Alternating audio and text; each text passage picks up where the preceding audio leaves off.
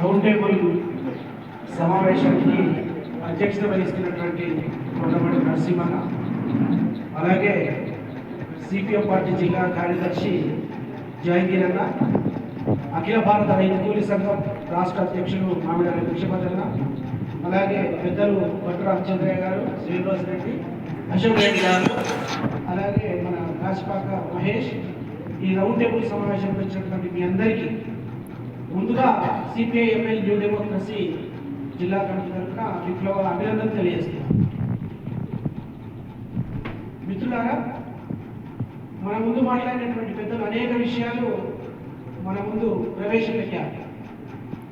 వాస్తవంగా రాష్ట్రంలోనే మన యాదాద్రి భువనగిరి జిల్లా అతి తొందరలోనే ఎడారి ప్రాంతంగా మారబోతుందనడానికి పాలకులు అనుసరిస్తున్నటువంటి విధానాలు మనకు స్పష్టంగా తెలియజేస్తున్నాయి. ఈ విధానాల పట్ల ప్రజలను, రైతు కూలీలను ఏ విధమైనటువంటి చైతన్యం చేయాలి అనేటువంటి ప్రధానమైనటువంటి కర్తవ్యం మనందరి మీద ఉన్నది. ఆ కర్తవ్యంలో భాగంగానే ఈరోజు సిపిఎం జిల్లా కమిటీ ఆధ్వర్యంలో ఈ పెండింగ్ ప్రాజెక్టులకు నిధులు కేటాయించాలని, త్వరితగతిన పూర్తి చేయాలని ఈ కార్యక్రమం ఏదైతే ఉందో ఇది మంచి కార్యక్రమం అని భావిస్తున్నాం. మన జిల్లాకు సంబంధించి ఇటు భువనగిరి కానీ అటు ఆలేరు కానీ ఈ రెండు ప్రాంతాల నుండి, ఈ రెండు శాసనసభ నియోజకవర్గాల నుండి ఇప్పటికీ ఆలేరు నుండి మోత్పల్లి నరసింహులు గారు, భువనగిరి నుండి ఎలిమినేటి మాధవరెడ్డి గారు, ఆయన సతీమణి ఉమా మాధవరెడ్డి గారు, వీళ్ళు ఒక్కొక్కరు నరసింహులు గారు 4 సార్లు, 5 సార్లు, ఎలిమినేటి మాధవరెడ్డి గారు 3 సార్లు కేబినెట్ మంత్రులుగా నిర్వహించారు. కానీ ఈ ముగ్గురు మంత్రుల హయాంలో నేటికి మన జిల్లాలో ఒక్కటంటే ఒక్క ప్రాజెక్టు పూర్తి చేసినటువంటి దాఖలాలు లేవు. మరి వీళ్ళు మంత్రులుగా, ఎమ్మెల్యేలుగా ఎన్నికయ్యారనేది మనము ప్రశ్నించాల్సినటువంటి అవసరం ఉన్నది. అంతేకాదు, ప్రస్తుతము భువనగిరి నియోజకవర్గానికి ప్రాతినిధ్యం వహిస్తున్నటువంటి, ఆలేరు నియోజకవర్గానికి ప్రాతినిధ్యం వహిస్తున్నటువంటి ఎమ్మెల్యేలను కూడా ఈ సందర్భంగా ఈ పెండింగ్ ప్రాజెక్టుల పట్ల మీ నిర్లక్ష్యం అయితే ఏమిటని మనం నిలదీయాల్సినటువంటి అవసరం ఉందనేది మనం అర్థం చేసుకోవాలి.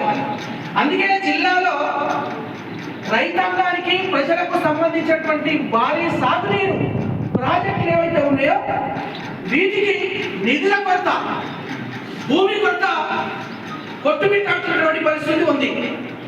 ఇప్పటికే మొత్తము జిల్లాలో ఉన్నటువంటి ప్రాజెక్టులకు సంబంధించి, అది గంధమల్ల కావచ్చు, బసవపురం కావచ్చు, పిలాయిపల్లి కావచ్చు, పునాది గారి కాలువ కావచ్చు, ఇంకొకటి కావచ్చు, ఇంకొకటి కావచ్చు, ఈ అన్ని ప్రాజెక్టులకు, పెండింగ్ లో ఉన్నటువంటి ప్రాజెక్టులకు 12,400 ఎకరాల భూమి అవసరం ఉన్నది.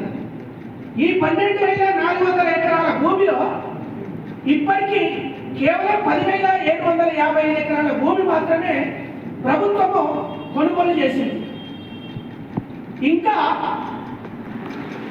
1,640 ఎకరాల భూమి కొనుగోలు చేయాల్సినటువంటి అవసరం ఉంది. ఈ కొనుగోలు చేసినటువంటి భూమికి నష్టపరిహారం కింద 1,428.91 కోట్ల రూపాయలు చెల్లించాల్సి ఉండగా కేవలం 904 కోట్ల రూపాయలు మాత్రమే ఈ భూసేకరణకు డబ్బులు విడుదల చేసినటువంటి పరిస్థితి ఉంది.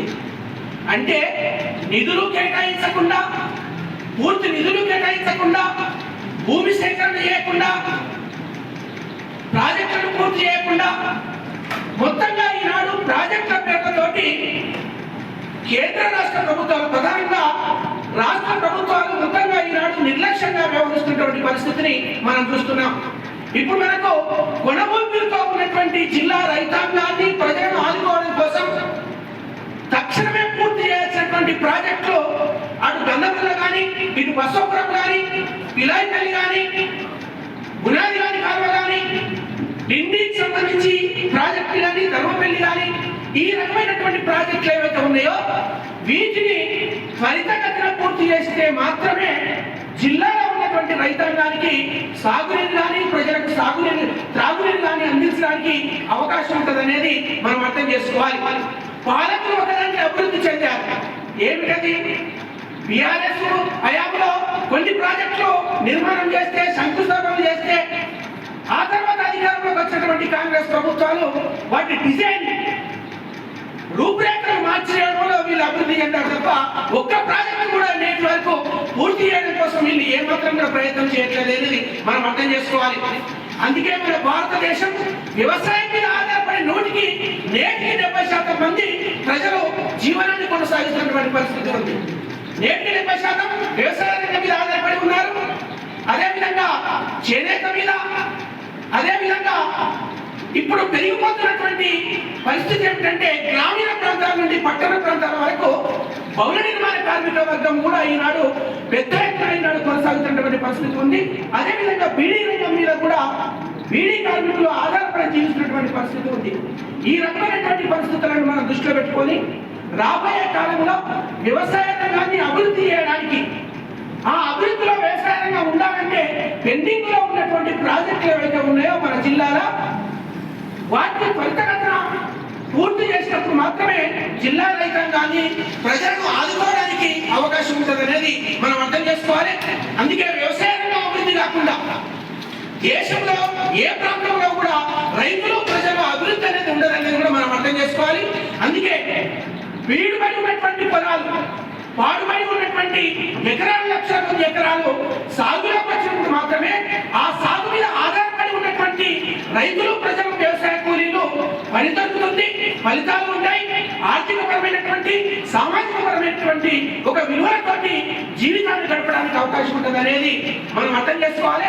ఆ వైపులా సిపిఎం పార్టీ చేపట్టినటువంటి ఈ రౌండ్ టేబుల్ సమావేశం కానీ, రేపు భువనగిరి నుండి ఇందిరా పార్క్ వరకు ప్రారంభించబోతున్నటువంటి పాదయాత్ర కానీ, ఈ పాదయాత్రలో కేవలము ఆ పార్టీకి సంబంధించినటువంటి రైతు కూలీలే కాకుండా, ప్రజలే కాకుండా మొత్తంగా ఈనాడు జిల్లాలో ఉన్నటువంటి రైతాంగాన్ని, వ్యవసాయ కూలీలను, ప్రజలను కదిలించాల్సినటువంటి అవసరం ఉందనేది కూడా ఈ సందర్భంగా మేము తెలియజేస్తున్నాం.